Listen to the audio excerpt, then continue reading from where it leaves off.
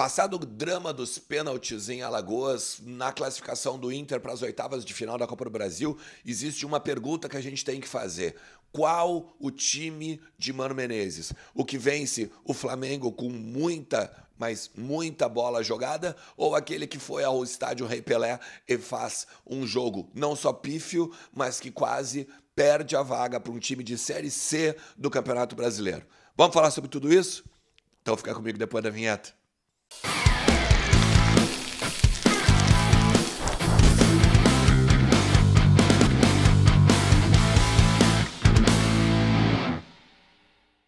Fala Colorado, como é que vocês estão? Tudo beleza?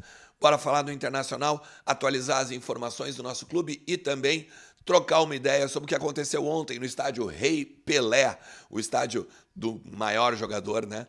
Que leva o nome do maior jogador de todos os tempos, mas que o Internacional quase deu uma deslizadinha, né? Tem várias análises pra gente fazer, alguns bastidores, pancadaria também, né? Pancadaria, e o Internacional acabou tendo algumas pessoas machucadas, ou pelo menos com os petelecos, como gostam de dizer, como eles mesmos disseram, né? A gente tem algumas imagens para vocês darem uma olhada aqui. Deixa eu dizer para você o seguinte, te inscreve no canal, que tá muito bacana essa parceria de vocês, porque a gente botou uma meta. A gente botou a meta do dia 30 de junho, melhor dizendo, fazer 30 mil inscritos aqui. E a gente já tá com quase 26. Tá muito bacana. Também te inscreve, né? Além de se inscrever, vai lá e bota o sininho, ativa o sininho, compartilha para o maior número de colorados possível esse conteúdo e também deixa o teu like que ajuda demais meu conteúdo. Lembrando, a KTO é a minha parceira aqui, tem o cupom Ernest para tu ganhar 20% de free bet, beleza? Vamos lá, eu acho que a gente tem que dividir o jogo de ontem em dois momentos, o jogo e os pênaltis, tá? E aí a gente tem que trazer até uns bastidores do Inter, porque a sensação é de alívio, né? A sensação é de alívio. Primeiro porque a gestão do presidente Alessandro Barcelos ia para o terceiro ano sem ganhar um mata-mata, né? O Alessandro Barcelos não havia passado de fase ainda em decisões de mata-mata. É a primeira vez. A segunda é que o time, obviamente, não se impôs, né? Não fez o mesmo jogo que fez contra o Flamengo. Até talvez por conta do desgaste físico, por conta da viagem, por conta de um jogo muito próximo do outro. Mas mesmo assim, o Internacional tem elenco, o Internacional tem equipe suficiente para mandar no jogo, né? E para não ficar observando, especulando, vendo o que o próprio CSA fez. Eu assisti de novo a entrevista do Mano Menezes e aí eu quero destacar duas coisas para a gente falar sobre a performance do Inter, né? Qual Inter é esse? Porque assim, o Mano disse que o jogo é difícil. O jogo, a gente sabia que o jogo era muito difícil, que ia ser difícil e tal, isso, aquilo, mas quem fez o jogo ficar difícil foi o Inter.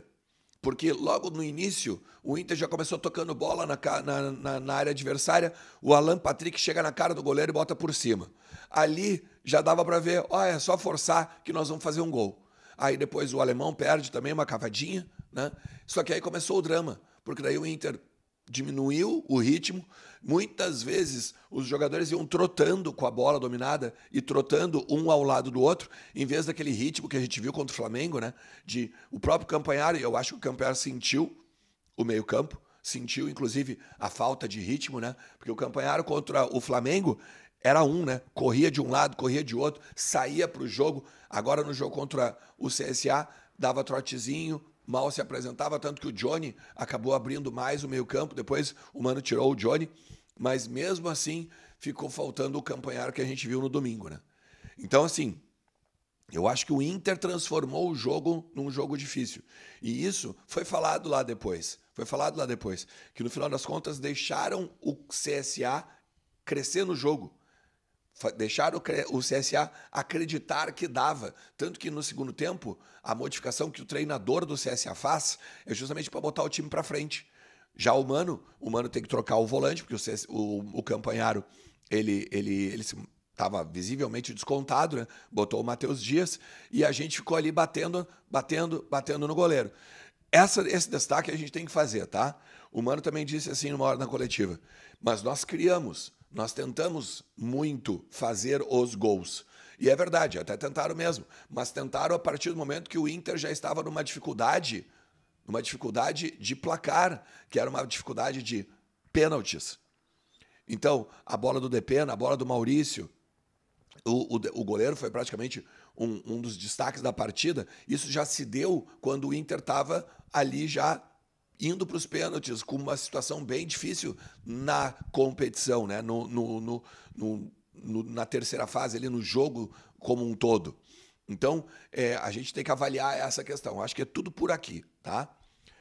A questão dos pênaltis. Daí o Mano diz assim, viramos a chave também nos pênaltis, porque em outros momentos nós não passaríamos. Aí eu até posso concordar. E nessas viradas de chave, até porque o torcedor tem que se apegar a alguma coisa, né? Se a performance não tem sequência, se a boa performance não tem sequência, o torcedor tem que se apegar a alguma coisa. Como, por exemplo, antes dos pênaltis de ontem, das últimas seis vezes que o Inter foi para a disputa de pênaltis, o Inter perdeu 5. O Inter foi eliminado em 5, ou seja, 7, venceu só 2. Né? Então, pode ser uma virada de chave? Tá, até pode. Podemos, vamos dizer assim, concordar e até aceitar. Né? O Kehler, que teve uma falha durante o primeiro tempo, né? O gol do CSA é uma falha do Kehler, né? Teve basicamente, não sei se um renascimento, ou pelo menos teve uma redenção, ou se redimiu, né? Em cima de 2 pênaltis defendidos. O Kehler tem que trabalhar pênalti, né? Porque o Kehler sai antes, dá para ver na imagem que o Kehler sai antes do batedor, então ele tem que esperar mais. Enfim, uma série de questões. O que acontece agora, tá? É bem provável que no domingo a gente vai ver um outro time em campo, porque muitos jogadores estão descontados. Por exemplo, Campanharo. Campanharo não deve jogar. Deve jogar, de repente, o Baralhas, no lugar dele, com o Johnny abrindo o meio-campo. Ou daqui a pouco o Matheus Dias do lado do Johnny. Enfim, com certeza o Campanharo deve ser um cara que não joga, porque o Inter hoje tem toda a recuperação física, hoje de volta também das Alagoas, e só treina no sábado para já concentrar e enfrentar domingo o Goiás pelo Campeonato Brasileiro. Então, como não vai ter muito tempo, eu acredito que ele vai com quem ele já trabalhou no time titular. Outro cara que deve perder a vaga é o Pedro Henrique, que não teve boa atuação ontem. Pedro Henrique, inclusive, tem um destaque, né, da televisão. A televisão mostra muito claro, o Pedro Henrique está indo com um assessor de imprensa do Internacional para dar entrevista no intervalo do jogo. E o Mano vai ao encontro deles, tira o Pedro Henrique do lado do assessor e ainda olha para o assessor e fala assim, ó, sabe? Ou seja, tem alguma treta no vestiário aí e tem um zoom de que o vestiário entende o Pedro Henrique como o queridinho da imprensa. Então, talvez também tenha que cuidar essa questão aí com o Pedro Henrique. Mas o Pedro Henrique é um cara muito solícito. É um cara que sabe a importância também de falar com o torcedor. Então também tem esses dois lados que a gente tem que pegar e avaliar. Outro cara que talvez possa voltar é o Gabriel Mercado, né? Que ontem não esteve em campo como titular no CSA. Teve o Moledo. Então daqui a pouco um deles, o Moledo ou o Vitão, podem voltar, né? Dar lugar à volta do Gabriel Mercado. E diz que o René e o Alan Patrick também precisam de uma pausa.